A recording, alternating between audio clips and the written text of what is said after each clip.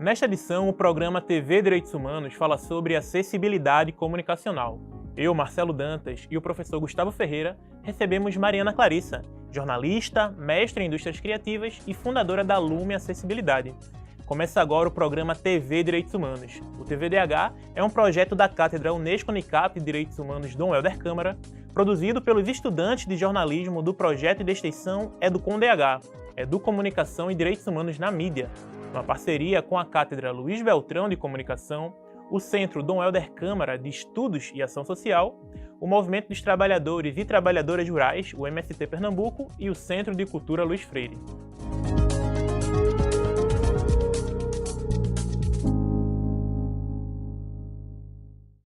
Dados da Pesquisa Nacional por Amostras de Domicílio, a PNAD Contínua de 2022, realizada pelo IBGE, Instituto Brasileiro de Geografia e Estatística, revelam que a população com deficiência no Brasil é de 18,6 milhões de pessoas a partir de 2 anos de idade, o que representa quase 9% de toda a população do país nesta faixa etária.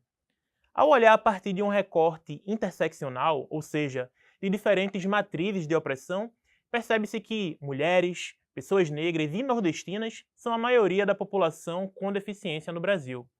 Das principais dificuldades relatadas na pesquisa, enxergar, mesmo que com óculos, é uma adversidade para mais de 3% dos brasileiros. E a dificuldade em ouvir e de se comunicar atinge mais de 1% da população, ou seja, são mais de 2 milhões de pessoas. Lembrando que a comunicação é um direito humano, previsto no artigo 19 da Declaração Universal dos Direitos Humanos, onde diz que esse direito inclui a liberdade de, sem interferência, ter opiniões e de procurar, receber e transmitir informações e ideias por quaisquer meios, independentemente de fronteiras. E o campo comunicacional, então, ele é de fato acessível para a população brasileira com deficiência? Esse é um dos pontos que vai nortear a nossa conversa.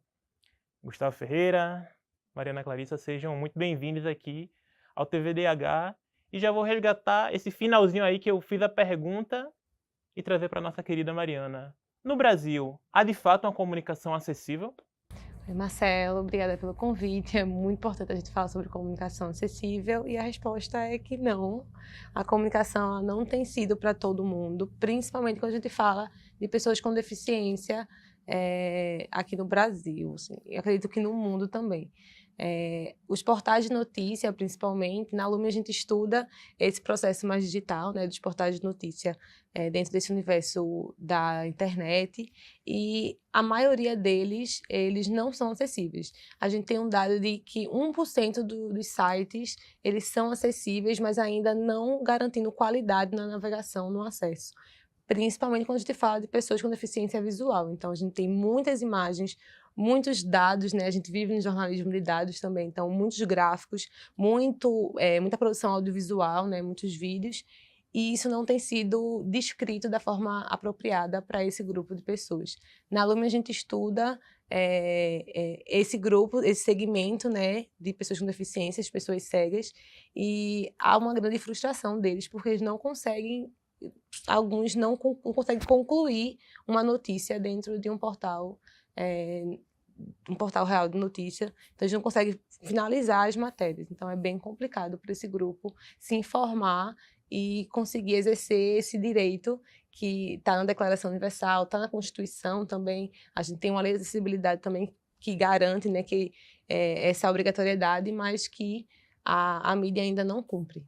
Sim. E quando a gente pega esse dado que você trouxe, né, de 1% dos sites são adaptados, né, para ser acessíveis e mesmo assim ter essa dificuldade, é um dado que traz muita preocupação, né? Se a gente pensar hoje em dia os meios de comunicação avançados, as novas tecnologias de informação, as redes sociais, né? A maioria das pessoas hoje em dia que tem acesso, né, estão procurando ali nas suas redes sociais, nos seus canais de YouTube, nos próprios sites, formas distintas e diferentes de se informar e que as imagens estão por toda parte. Então, essa não acessibilidade aplicada nesses sites, professor, o que é que ela representa no sentido de violações de direitos? A gente falou sobre o direito humano à comunicação, mas como a Mariana lembrou, né, também está previsto na Constituição brasileira e em outras documentações legais também do Brasil. Veja, eu acho interessante o tema porque ele chama atenção para a abordagem da comunicação no direito. Normalmente a abordagem é uma abordagem simplista no direito, a gente pensa muito em liberdade individual.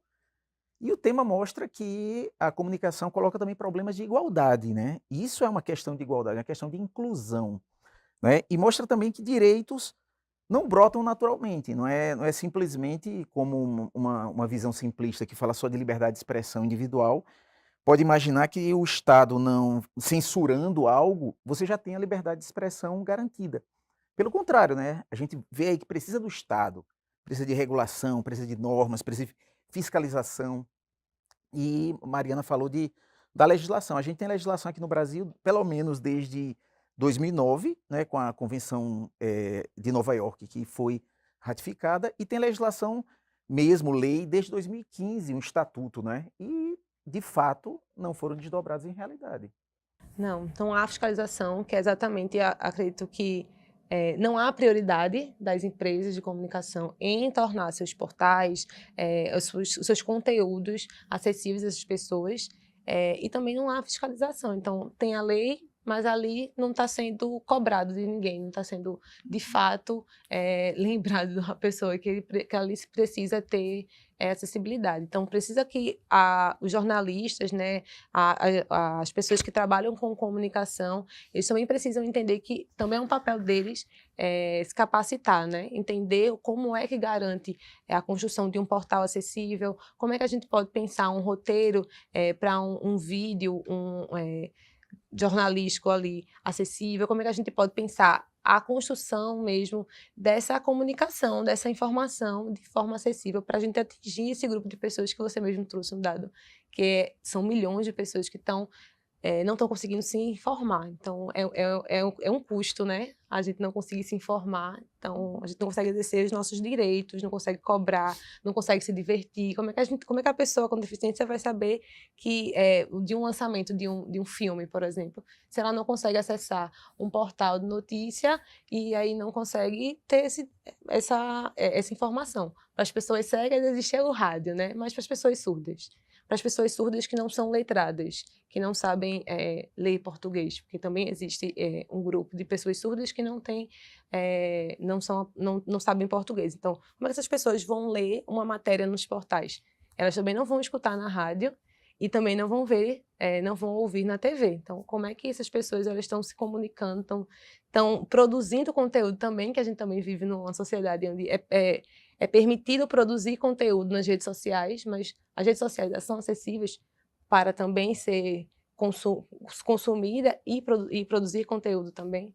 Então, Exatamente isso, é o direito a exercer direitos, né? É você viabilizar instrumentos que, diante de uma desigualdade fática, não é, permitem que aquelas pessoas que estão tendo algum tipo de barreira, e a expressão que é utilizada na legislação mesmo é barreira, inclusive barreira comunicacional, né, que elas possam ter acesso. Muitas vezes não é possível ter aquilo que a legislação chama de um desenho universal, né, quer dizer, que aquele serviço, que o acesso a um determinado prédio, alguma coisa assim, seja igual para todo mundo, né, que seja acessível a todos. E precisa ter algum tipo de iniciativa, né, de que corrija isso, né, a expressão que é utilizada lá, eu acho que se eu não me engano, é uma...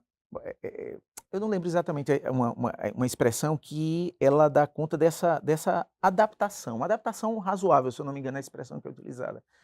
E a gente tem hoje um potencial enorme com a tecnologia para isso, né? Eu acho que o teu trabalho, né, envolve exatamente o aproveitamento da tecnologia para isso. E é muito importante também a gente entender bons exemplos dessa adaptação, né, dessa acessibilidade dentro da comunicação, e é isso que a gente vai ver no próximo bloco. No próximo bloco, a reportagem de Del Souza traz exemplos sobre acessibilidade comunicacional, e é daqui a pouco.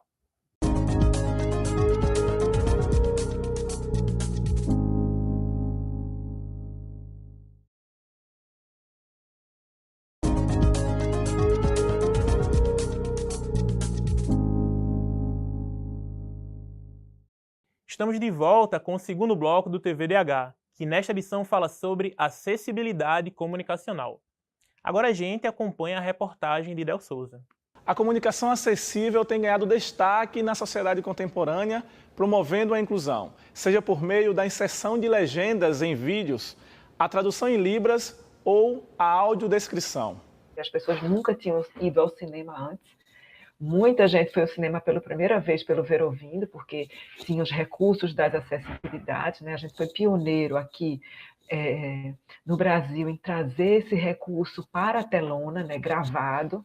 E, além disso, a gente fazia mostras competitivas para premiar os profissionais da área, a gente fazia bate-papo pós-sessão. Então, a gente sempre quis, né, que o público experienciasse a acessibilidade e percebesse que é possível conviver com as diferenças, né? Outro destaque é a atuação da ONG Eficientes, que vem promovendo ações inovadoras em prol do público cego.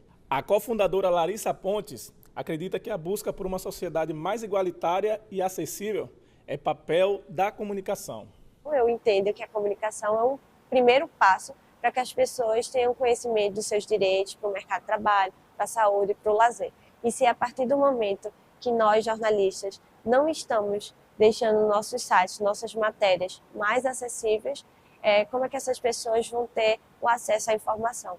Então, hoje eu entendo que se você não coloca acessibilidade comunicacional nas suas reportagens, no seu site, na sua organização, no seu trabalho, você está excluindo uma boa parte da população de ter acesso à informação. A gente pôde ver, né, na matéria do repórter, falando sobre o portal eficiente, sobre a importância de Libras, que inclusive o TVDH, acho que com muito orgulho, a gente consegue estar buscando atuar na efetivação do direito humano à comunicação também por esse lado. Entendemos que é só uma das possibilidades, né, de tá promovendo essa acessibilidade, mas também é importante destacar. E aí eu queria pegar um gancho para tu falar também desse bom exemplo, né, dessa prática da acessibilidade comunicacional através da Lume.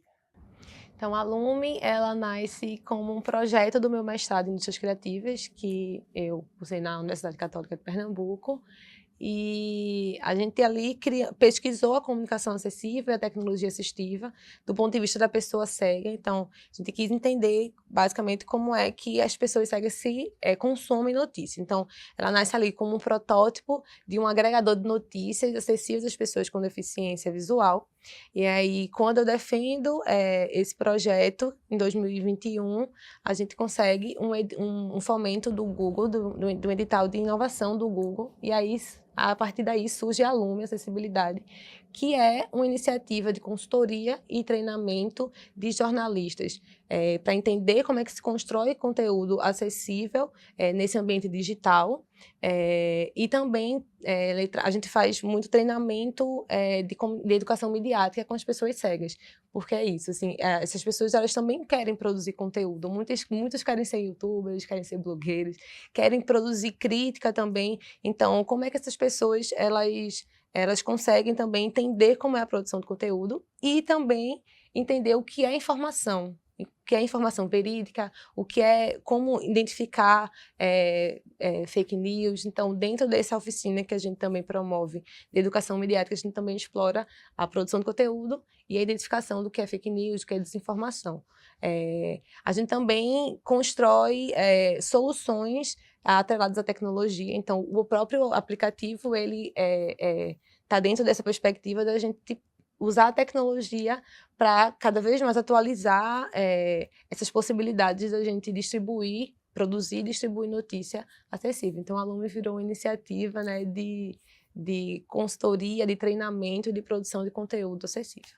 E qual foi o pontapé inicial, não sei, a vontade primeira para chegar nesse objetivo, né, de estar construindo a comunicação mais acessível? Eu trabalhava numa Secretaria de Estado que tinha a pessoa com deficiência como política pública. Então, houve esse questionamento. Um servidor que é cego, eu trabalhava na comunicação, né, dessa secretaria, e ele me questionou por que o site não era acessível para ele. E aí ele trouxe esse questionamento e disse, vamos pensar em como construir esse site acessível. E aí eu, de fato, fiquei pensando, nossa, não tem, né? Se o próprio site do governo não é acessível, como é que está o jornalismo? Como é que está os portais de notícia? Como é que está os programas de TV, os programas de rádio? Então, foi a partir desse questionamento de uma pessoa cega que eu pensei, tipo, acho que é importante, enquanto profissional da comunicação, eu pensar em como distribuir conteúdo para essas pessoas. E aí, dentro de uma defesa também, de que a gente precisa incluir, trazer mais profissionais pensando inclusão, pensando diversidade, também como é que a gente atrai essas pessoas também, que são consumidores de notícia, né? Que são por lei, mas também por interesse. Muitos querem ali fazer parte desse consumo de notícia que existe atualmente, que é importante para a construção do senso crítico e tudo mais, né? E eu vi também que nessa fase de agregar notícias, vocês procuravam muito jornalismo independente, né? E também tem essa preocupação de trabalhar com o letramento midiático a partir também da perspectiva do que é desinformação, quais são os riscos. Eu já uso essa questão aí como ponte para o professor, de que a gente, hoje em dia, está começando a falar cada vez mais sobre o processo de desinformação, principalmente os riscos para a democracia, né? Acho que o 8 de janeiro de 2023 foi muito sintomático nesse ponto de vista, mas o debate do ponto de vista ainda de relacionar com que todas as pessoas que tenham acesso à comunicação, né, ou que tenham acesso a produzir essa comunicação, elas também estão suscetíveis a estarem dentro desse campo aí da desinformação. Como é que a gente consegue linkar, professor, a perspectiva da acessibilidade comunicacional com o processo de desinformação? Veja, eu acho que vai um pouco mais longe, porque eu acho que pelo menos uns 10 anos que os processos políticos no Ocidente têm sido impactados, né, por desinformação. E é uma preocupação com como responder a isso sem que você crie censura, sem que você crie um superestado, né? O caso no Brasil da atuação do STF tem sempre levantado discussões sobre qual é o ponto que chega que é justificável, legítimo, não é? Então, um caminho que se tem visto muito é trabalhar com informação, viabilizar informação de qualidade. Informação, por exemplo, de empresas de checagem de informação, fazer essa alfabetização digital. Então, eu acho que aí entra também esse público, né? Esse público precisa ter acesso a essas estratégias, né? Eu acho que por aí, eu acho que a gente tem esse link, né? Exatamente. Se você pensa que as pessoas elas não conseguem consumir a notícia, entrar num portal de notícia e ter qualidade na navegação, no acesso daquela notícia, eles entram naquele grupo de vulnerabilidade, né? Eles não podem dizer que eles estão mais vulneráveis, porque todos nós estamos vulneráveis a cair em fake news, né? Mas eles entram num campo de que eles não conseguem verificar a notícia. A gente consegue colocar lá em portais de checagem, entrar no portal de notícia e ver se aquela notícia está lá mesmo. Eles não conseguem, porque existe esse obstáculo, né, da e você navegação. tem o risco de pegar parte da cidadania e submeter a condições de informação a quem daquelas informações necessárias para esse exercício da cidadania. Então tem uma parte do público, né, que precisa se manifestar na política, são pessoas que vão votar, né, vão fazer escolhas, né, e esse percentual aí da população vai ter informação de baixa qualidade, né, então é fundamental esse tipo de atuação para aproximar, né, o grau de acesso à informação do acesso universal, né, o ideal seria ter o mesmo acesso, né, esse é o ideal, e eu tenho a esperança de que a tecnologia ajude a gente nos próximos anos, né? A velocidade é muito grande de inovação em tecnologia, que ajude a gente a conseguir isso. E que também as empresas de comunicação. Eu falo muito sobre jornalistas, da gente também precisar entender a importância da capacitação, mas também é importante que as empresas, né, os donos das empresas de mídia, eles também se conscientizem da importância de ter equipes mais diversas, de ter pessoas com deficiência ali produzindo conteúdo, de ter um setor de diversidade pensando conteúdos acessíveis, pensando acessibilidade como notícia também, com prioridade, né? Que é isso, a acessibilidade ela não tem sido prioridade. Com certeza. Isso, inclusive, nos faz perguntar se a mídia ela comunica para todo mundo. E essa é a pergunta do próximo bloco. No próximo bloco, vamos às ruas, no quadro Fala Povo. A gente volta já.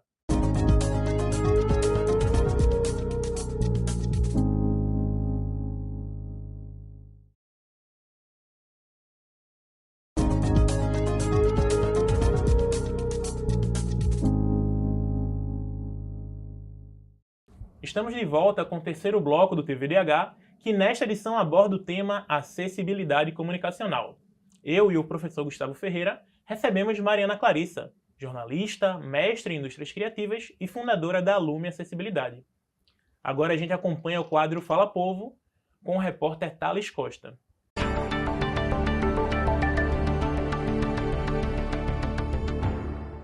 O ser humano é naturalmente um ser sociável. Utilizamos das mais diversas formas de comunicação para passar e receber mensagens. A fala, as imagens, os símbolos e os textos geralmente são nossos principais aliados. Mas e quando existe ruído na recepção dessas mensagens?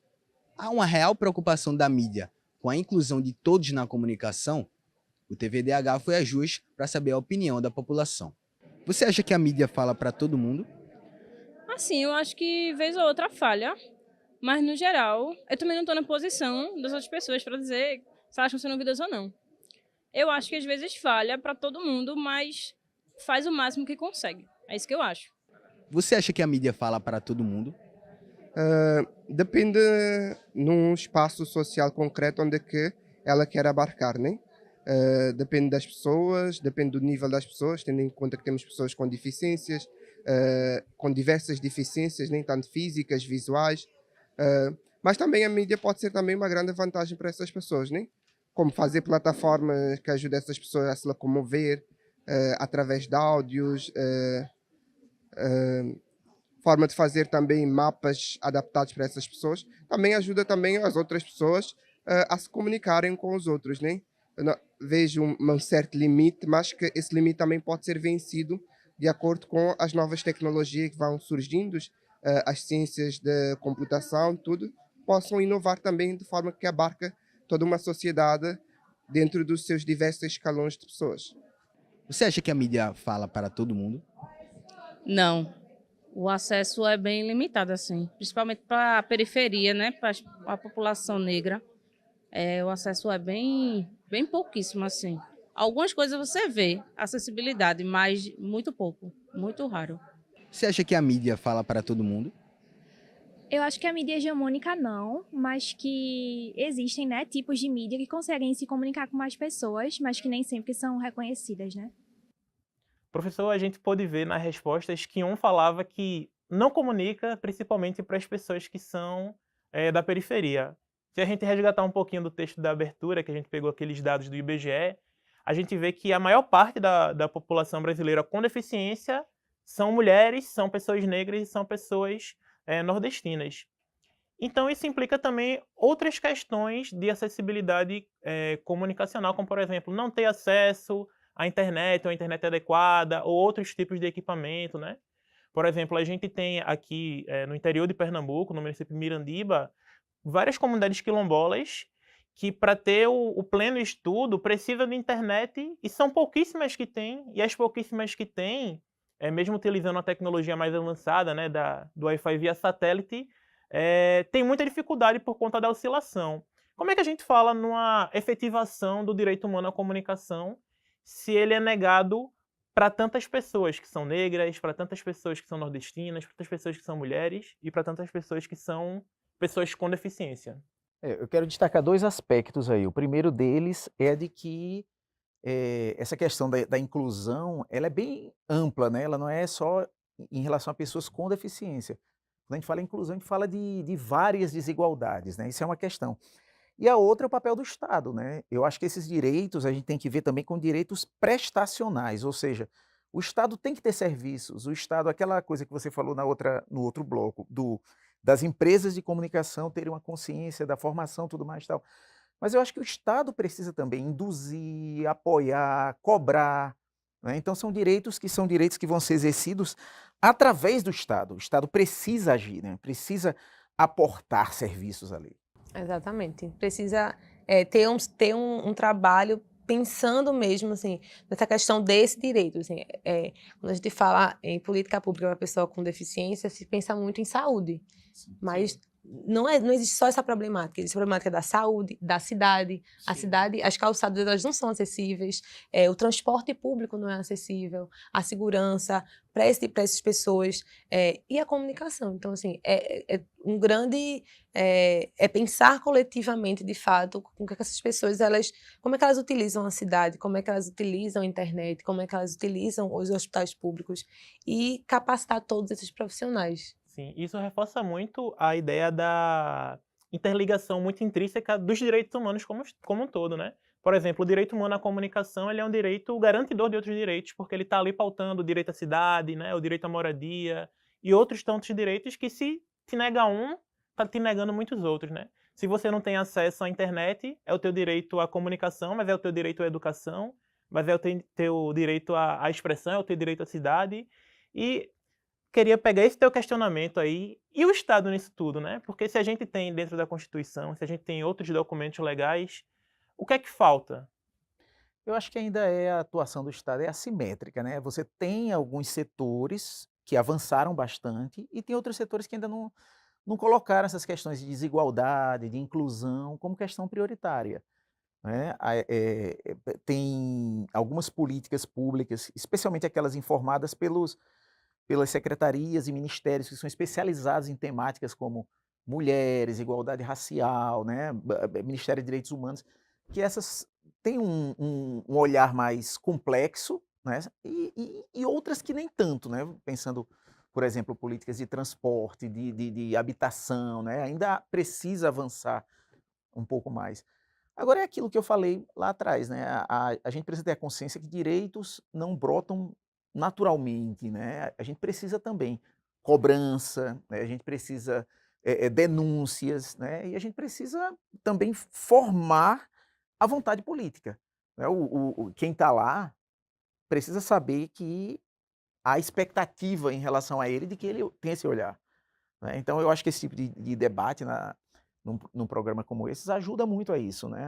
A criar essa consciência de que para que o Estado faça a sua função, né? E não tem um padrão assim, o Estado fez X, está resolvido. Não, isso é infinito, né? A gente vai cobrando direitos, aprofundando cada vez mais, né, a questão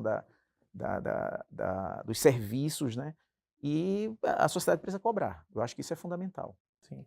Mariana, no seu desenvolvimento de pesquisa e do próprio Lume, você identificou como é que se comportam espaços de comunicação pública em relação a isso?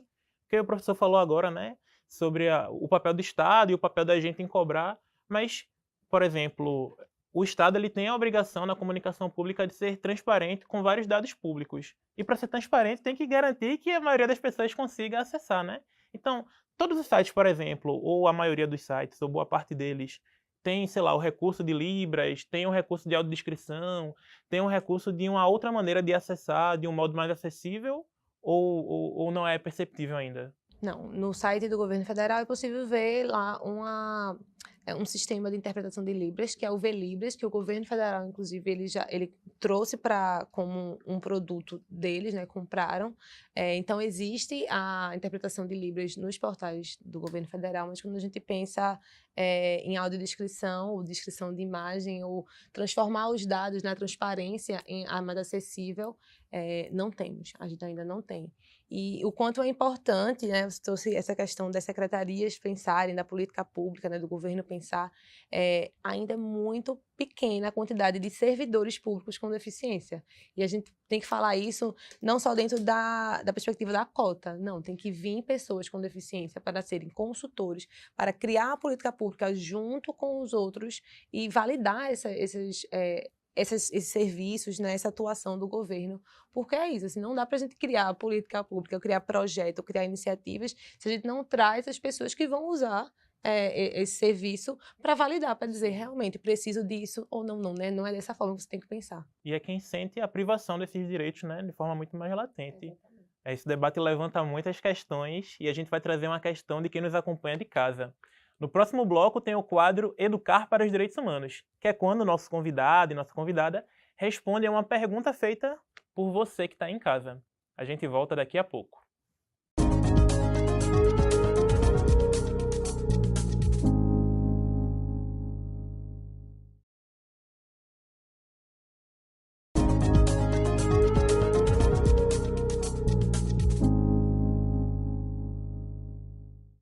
De volta com o quarto bloco do TVRH de hoje, que fala sobre acessibilidade comunicacional, com o professor Gustavo Ferreira e Mariana Clarissa, jornalista, mestre em indústrias criativas e fundadora da Lume Acessibilidade.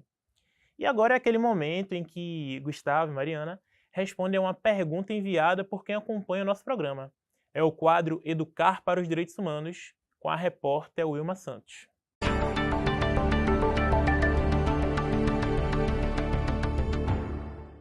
A acessibilidade das pessoas à informação, à comunicação e ao conhecimento é um direito humano fundamental. Reconhecido internacionalmente e juridicamente no Brasil, é um direito reafirmado no Estatuto de Pessoas com Deficiência. Sobre isso, o secretário de Educação do município de Camaragibe, na região metropolitana do Recife, tem uma pergunta para o TVDH. Com o avanço da tecnologia, é possível afirmar que a mídia contribuiu para o acesso de pessoas com deficiência à comunicação? A gente agradece a Mauro José da Silva, secretário de Educação de Camaragibe, pela pergunta. Olha só, a gente falou um pouco mais cedo sobre o papel do Estado, né, sobre a importância das secretarias, e nos vem a pergunta de um secretário de Educação, que a gente já respondeu em parte, né, ou até bastante durante o programa, mas ele usa uma palavrinha aí, uma palavrinha mais, né, tecnologias, que eu acho que é um tema que a gente pode desenvolver mais, muito a partir do Lume. Como é que o Lume se vale dessas características tecnológicas, dessas metodologias, para tornar a comunicação mais acessível, mais inclusiva? Então, a Lume, ela usa as possibilidades que já temos aqui de robótica, de inteligência artificial, de soluções inovadoras mesmo, para construir as possibilidades. Então, o próprio aplicativo, né, um agregador de notícia, ele traz notícias produzidas por diversos portais de jornalismo independente daqui do Nordeste. Então, dentro desse agregador, existem várias editorias, por exemplo, direitos humanos. Então, tem matérias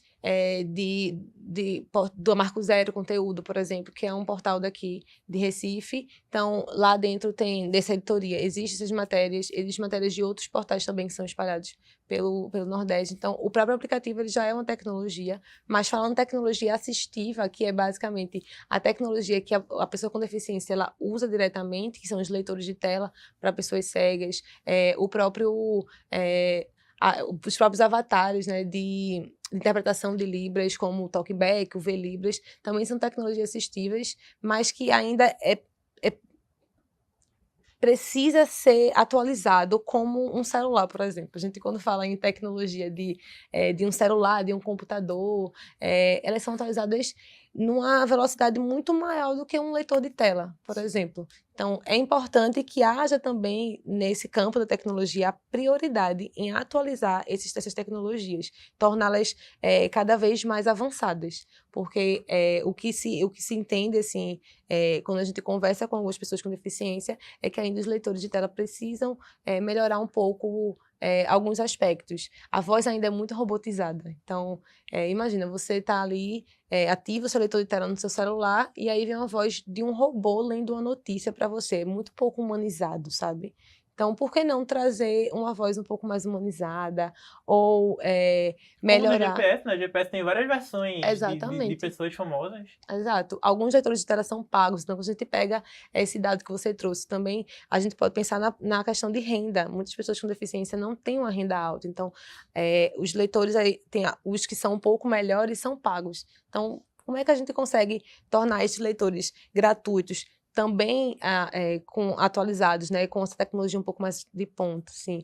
Existe também a perspectiva de que algumas pessoas surdas, elas não... A própria interpretação de Libras, ela é muito facial também. A gente usa as mãos, mas também usa muito expressões faciais. O avatar, ele não consegue ter essa expressão facial ainda. Então, de que forma a gente pode trabalhar a inteligência artificial dentro desse avatar? Existe a tecnologia assistiva, mas existe a necessidade também delas serem atualizadas como um dispositivo digital ou a tecnologia é feita. A pergunta me fez pensar um pouco sobre a comparação dessas barreiras comunicacionais com outros tipos de barreiras, como, por exemplo, arquitetônicas, que as barreiras comunicacionais, me parece, né, que elas são mais superáveis pela tecnologia do que outras. Assim, elas ganham mais, né, com esse avanço tecnológico, né, o combate a essas barreiras ganha mais com esses avanços tecnológicos, e também me remete um pouco a esse momento que a gente está de tentar regular no Brasil a inteligência artificial. No Brasil não, no mundo. Isso é uma discussão que a Europa está fazendo forte. Nesse momento eu acho que é também pensar que as políticas públicas de incentivo à pesquisa, né, à inovação, inteligência artificial, precisam colocar como uma variável importante a questão da inclusão e do acesso. Por exemplo, editais do poder público para incentivo à pesquisa em inteligência artificial, que coloque um percentual da pesquisa, tem que ser para inovação em matéria de acesso para pessoas com deficiência. E assim vai, como por exemplo, políticas de incentivo fiscal. Né? Incentivo fiscal vai ser dado aleatoriamente ou vai exigir que, né, inove e tal? E é interessante quando a gente vai para alguns editais, por exemplo, de cultura, né, para trabalhadores e trabalhadoras da cultura, tem alguns editais que eles exigem que aquela forma artística seja acessível, que o acesso seja acessível, mas ao mesmo tempo o Estado não garante espaços, tecnologias, informações, ferramentas para facilitar. Então, é como se fosse uma espécie de terceirização assim, do serviço, né? Queremos que seja acessível, mas vocês que deem conta. Isso me faz lembrar que, nos dados da PNAD Contínua 2022 sobre pessoas com deficiência, traz muito que uma dificuldade para continuar a vida escolar. Então, muitas pessoas com deficiência acabam parando no ensino fundamental, não concluem o ensino médio, são poucas que estão no ensino superior, né? E pensando nessas barreiras arquitetônicas, mas também comunicacionais, o que é que esses espaços escolares, esses espaços de educação formal, elas podem fazer também, professor? Veja, a lei, ela fala em vários direitos e abordagens diferentes desses direitos para pessoas com deficiência. E um deles é a educação. A educação precisa ser pensada também, não só no acesso a como eu chego na sala de aula, mas, por exemplo, se cruza com questão de renda, como é que essa pessoa vai chegar na escola com transporte público sem acesso, né? Sem acessibilidade? A escola, por exemplo, hoje, ela trabalha, não diretamente, mas ela trabalha indiretamente com questão de acesso à tecnologia também. Né? Você vai fazer uma pesquisa, aí fazer uma pesquisa da escola que você não consegue acessar um site e a informação que você precisa. Então, também quem trabalha com educação, e o secretário aí deve pensar isso, tem que pensar também que está conectado o direito à educação ao direito à comunicação, né? O direito à informação. Exatamente. E a gente também tem que pensar que essa política pública, essa construção desses projetos, elas têm que ser pensadas não exclusivamente, não excluindo a pessoa com deficiência ou adaptando aquele processo. A acessibilidade não é só para a pessoa com deficiência, é para uma mulher gestante, quando a gente pensa em acessibilidade arquitetônica, é para um idoso, quando a gente também pensa em transporte público. Então, assim, a gente precisa entender que a acessibilidade é para todo mundo, mas existem as pessoas com deficiência que têm demandas específicas para a comunicação, para a arquitetura. Acho que a gente precisa quebrar muito essa barreira atitudinal, né? Esse preconceito de que a gente tem que acessibilidade só para a pessoa com deficiência. Não é. É para qualquer um de nós. Em diversos momentos da vida da gente, a gente precisa de acessibilidade, né? Aquele seu exemplo do colega de trabalho que falou, que chamou a atenção, né, mostra que o desenho da política pública, ele precisa desde logo, né, aos primeiros passos do desenho da política pública, tem que pensar a questão do acesso, né, ter um público que vai ter algum tipo de restrição, alguma barreira, e como é que eu posso, nessa política pública, superar essa barreira?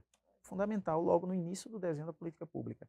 Aí já fica a lição para o próprio que fez a pergunta, né? Com certeza. E eu acho que no próximo bloco a gente pode continuar refletindo sobre as políticas públicas para as pessoas com deficiência. E depois do intervalo tem o quinto e último bloco desta edição do TVDH.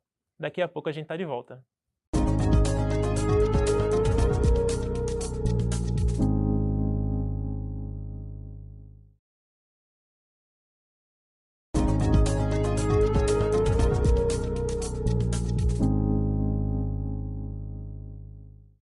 Chegamos ao quinto e último bloco do programa TVDH, que nesta edição traz como tema acessibilidade comunicacional.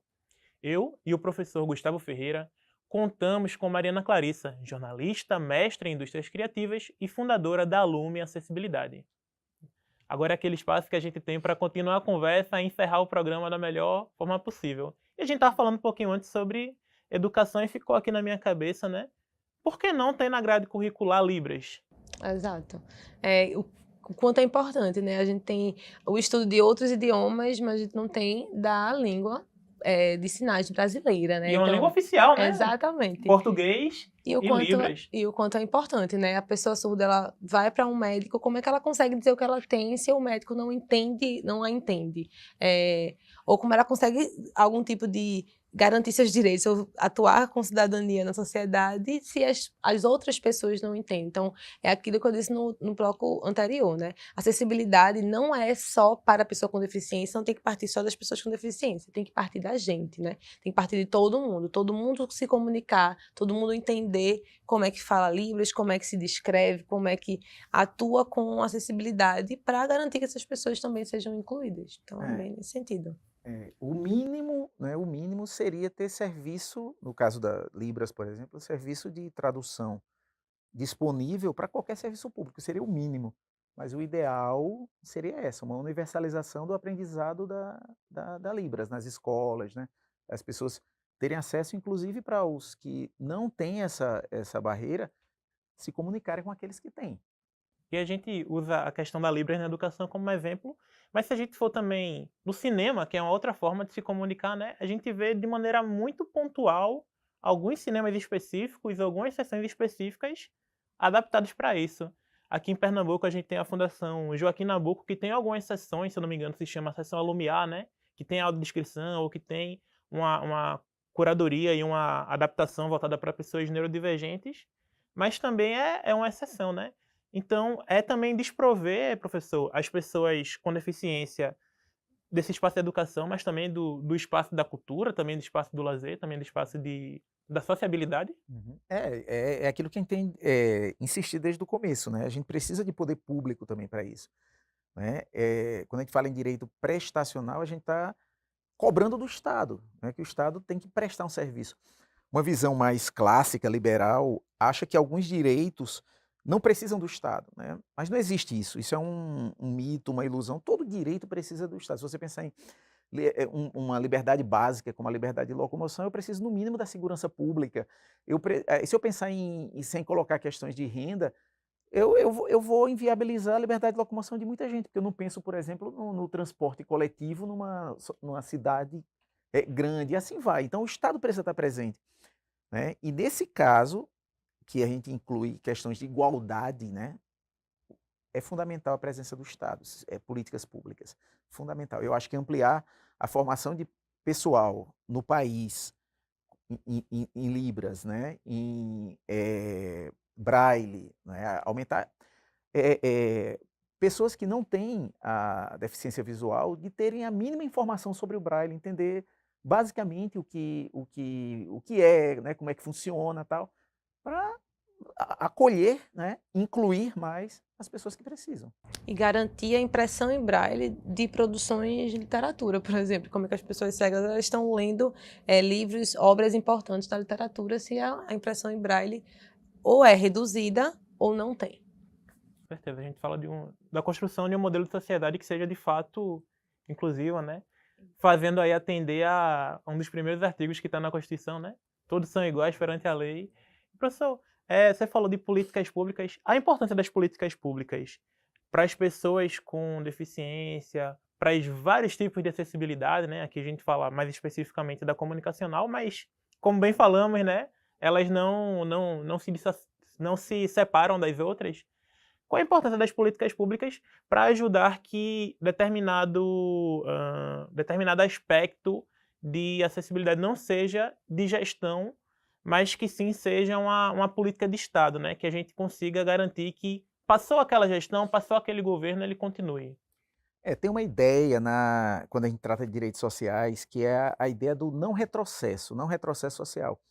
Isso já virou, inclusive, objeto de decisão no Tribunal Constitucional Federal Alemão, e eu acho que a gente precisa trabalhar com essa ideia, a de que a gente vai alcançando padrões de prestação de serviços, né? Então, determinados direitos sociais, eles vão tendo uma possibilidade de fruição cada vez maior, e aquele estágio ali, a gente só pode regredir deles se existir uma razão muito especial. Por exemplo, Portugal, quando teve uma crise econômica muito forte, em 2012, por aí assim, foi uma discussão muito grande sobre algumas reformas, como a reforma da Previdência, do sistema de saúde, se podia ou não, se era justificativa ou não aquela crise econômica, ou seja, o Estado tinha uma incapacidade financeira em determinado momento, se aquilo era justificativa para regredir a prestação de serviços.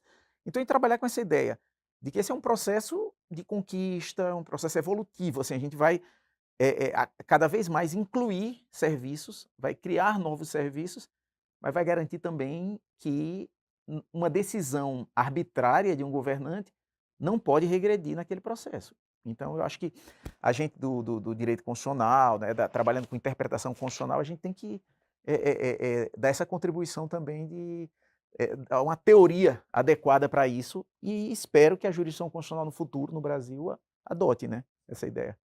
A gente está agora naquele momento que falta um minutinho para terminar o programa, e eu queria, antes de tudo, agradecer, né, a presença de vocês dois e abrir o espaço para vocês, se quiserem colocar indicação, dizer como é que acessa o trabalho de vocês, como é que acessa um determinado artigo, um determinado livro, um determinado site, né? Se tem a indicação de um podcast, de um filme. Tem um filme, inclusive, já vou aproveitar aí e passar a fila, que é A Família Bélier, que é um filme francês que trata sobre uma família de pessoas surdas, e uma das filhas, ela é uma pessoa ouvinte, né? E trata como é importante, a gente vendo a partir daquela situação, como é importante que pessoas que não têm deficiência também saibam para fazer esse intercâmbio aí, né, dentro do processo comunicacional. Até fizeram depois uma versão hollywoodiana, mas aí fica a minha dica. Queria saber também se vocês têm alguma, e mais uma vez o meu muito obrigado. Obrigada, Marcelo. Tenho dicas, sim. A gente tem o Festival Ver Ouvindo, que é um festival de cinema acessível às pessoas com deficiência.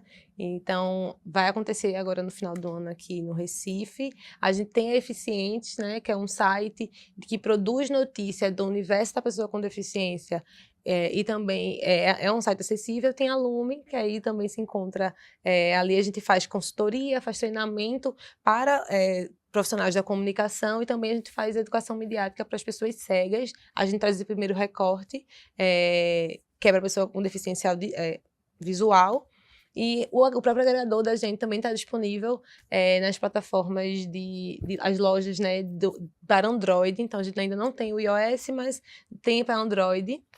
E está disponível aí para quem quiser consumir a notícia, né? O agregador, ele não é só para a pessoa com deficiência visual, ele é acessível mas qualquer pessoa com visão pode também consumir as notícias que estão lá. Maravilha.